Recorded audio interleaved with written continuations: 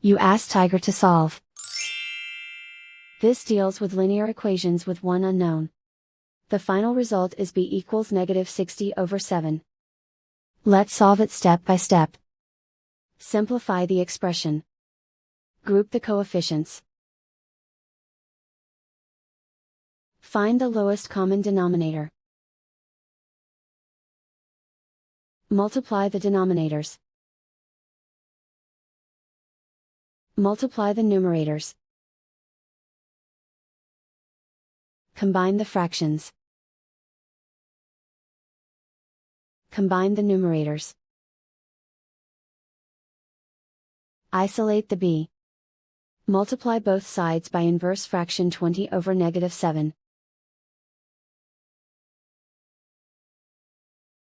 Move the negative sign from the denominator to the numerator. Group like terms. Multiply the coefficients. Simplify the arithmetic.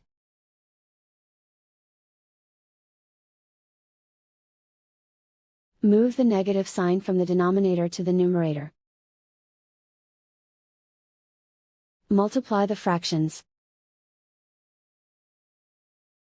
Simplify the arithmetic.